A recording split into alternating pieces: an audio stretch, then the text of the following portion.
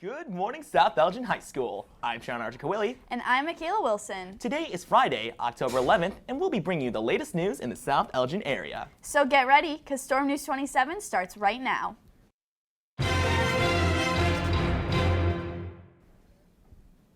On today's news, we'll be taking a look into the food in the area, having school spirit for the week, and bringing awareness to a chronic disease. Next week, the colleges Columbia, Drake, Augustana, St. Louis, and Roosevelt University will be visiting South Elgin. Please visit Ms. Pana in the guidance office for a pass if you're interested. Also, don't forget that today is the last day to buy your homecoming tickets for tomorrow's homecoming dance. They're all available during periods 4 through 7 in the Commons. I'm so excited for homecoming. The decorations in the hallway really help show our school spirit. It really does. But have you ever wondered who puts in the work to make our hallways look amazing? I know, it must be a hard job to do. Bianca actually had the chance to find out who puts the effort into getting us into the spirit. Let's check it out. During the week leading up to homecoming, the hallways of South Elgin High School are decorated according to that year's homecoming theme. But have you ever wondered who are the people who put in the work to decorate our school every year? I talked to Michelle McSaysay, Student Council President, about how Student Council is preparing for this year's Homecoming and Spirit Week. So the theme for this year's homecoming is going to be Disney Pixar. This year, Student Council is decorating the main entrance, and the decorations that we have this year is going to be a mix of all of the classes for the main entrance. So it's going to be Toy Story, Monsters, Inc., Cars, and Up all together. Homecoming and Spirit Week are things that many students look forward to every year. The decorated hallways and outfit themes are sure to get everyone in the school spirit. Decorating the hallways and celebrating Spirit Week is important to Student Council because we want to spread a bunch of school spirit to the students so that we can have more people involved, and having more people involved gets everyone more excited for homecoming, for the theme, and we just want to have an exciting week before homecoming. If someone wants to help out with homecoming, they can wait till next year and join Student Council next year because we'll do even more bigger things next year. Yet another homecoming week is coming to an end here at South Elgin High School. Be sure to join Student Council if you are interested in being involved with school events like Homecoming and Spirit Week. I'm Bianca Kira with Storm News 27. Thanks, Bianca. I think it's so cool how many people come together to decorate every year. The decorations get us ready for homecoming. It's always great to see what creative themes we're able to come up with every year. I think it's cool that our theme this year is cars. I've got to say, my favorite character in Cars has got to be Red. You know, the fire truck. Speaking of fire trucks, there's been a need for a relocation of the fire station in South Elgin for a while now, and it's finally happening. We talked to Captain Matt Starr and his thoughts of the move. It's a little bittersweet for me because this is where I started. I've been here for 25 years, so this is the building that I was trained in as a firefighter when I was 18 years old, so it's going to be kind of weird to leave that building, but it's cool to see the expansion and growth of the department that we haven't had in quite a while, so it's exciting for me. Well, we're adding more firefighters, so we're increasing our manning on the east side of town, which helps with especially with the railroad tracks. If there were a train coming through and we had a call, say at the high school, there's no way that we can get to it currently. Once that new station opens, that east side of town will be more protected. And the center of town is a little more protected because we're moving this station further out to the west. We asked Captain Starr when and where exactly the stations will be built. The east side station, which is going to be called Station 23, is by the water tower by the high school on Raymond Street.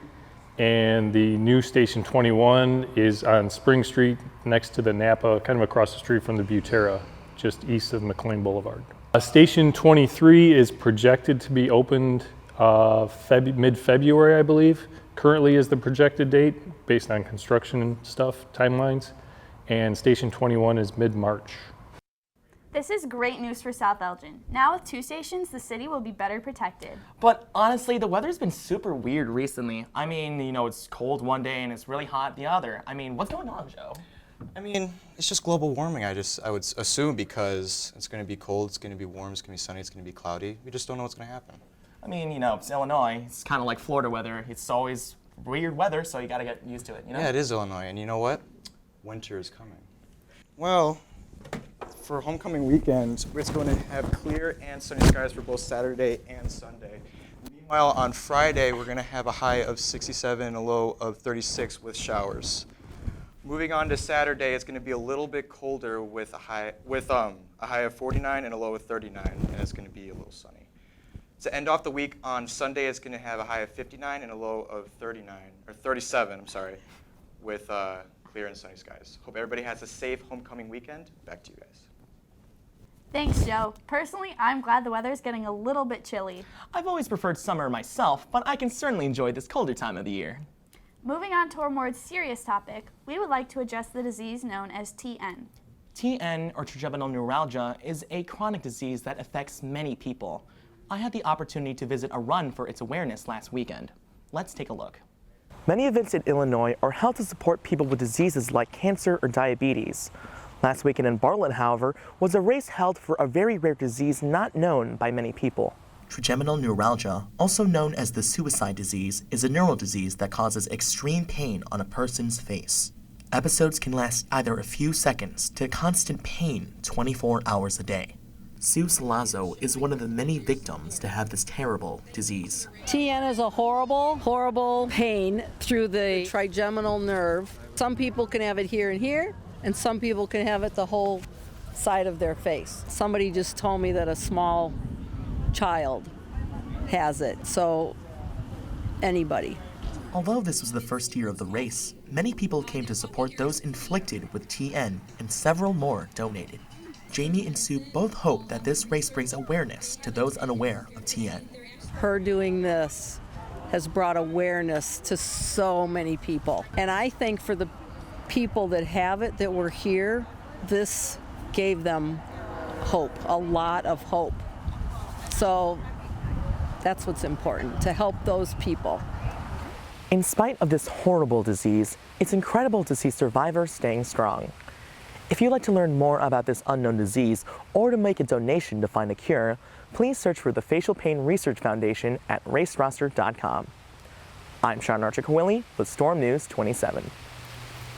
It's painful yet inspiring to see these people with TN stay strong during their difficult times. On a lighter note on the topic of awareness, Kilwin's Chocolate and Ice Cream in St. Charles is a small shop where you can find freshly made fudge among plenty of other sweets for you to get your hands on.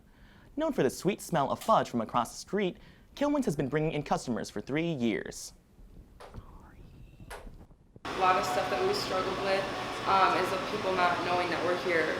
We've been here for 3 years, so people still come in and ask, like, oh, like, how long have you been here? Almost everything you can find in the shop is made from original recipes with a type of quality you just can't get anywhere. Everything that we sell here is premium quality. You can't get it anywhere else. We have our original recipes, and it's a nice one-of-a-kind shop. So if you're in the mood for a sweet treat, stop by Kilwin's on First Street in St. Charles and check out their website for more details. You know, even though we just covered sweets, we're definitely not over talking about food. Of course we're not. Elgin's Food Truck Festival last week was spectacular. I really enjoyed the barbecue foods. You know, Rayon actually headed down as well to check out all 25 food trucks and found out what makes a festival so special. I'm standing in Festival Park, the current home for the annual Elgin Food Truck Festival, for a one-stop shop of all the taste Elgin has to offer. We spoke to some customers to find out what the festival is all about. I mean, just the amount of trucks, a variety of food, pretty much get anything from seafood to, you know, some pretty good chicken. I mean, barbecue, it's got everything. I've gone to a couple food truck festivals before, but nothing this big, so only just a couple trucks here and there, so it's kind of like this many trucks, you kind of have to come see it. And it seems like this year, Elgin is pulling out all the stops for their customers. The food is good. I think that's like the penultimate reason that people come here. It's because it's got good food. It's also really well managed, because I went to a food truck thing previously and it wasn't super well managed, and that was a complaint that a lot of people said on the Facebook page. But this one is much more spread out. There's a lot more varieties. It's betterly managed. So the good food and the management are probably the two biggest reasons. It's great to find some tasty food among all these trucks. If you're looking for an experience like tonight, be sure to check out Joliet's Food Truck Festival on October 12th. And I'm Ryan Imam for Storm News 27. Thanks, Rayon. I know I just can't wait for tomorrow's festival in Joliet. Stepping away from food, we like to cover what's going on in the world of sports, both nationally and locally. And we have Peter Kostopoulos to let us know more about that. Peter? In local sports, we have our South Elgin High School varsity football team jumping into Larkin High School head first and pulling out for a win of 48-0. Their next game is going to be against Glenbard South. Cross country is quite literally running through opponents this season, with Ryan Harvey topping first place in several meets.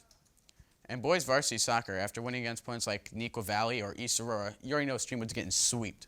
In other news, the Chicago Bears took a loss to the Raiders by a mere 3 points. But they'll be back.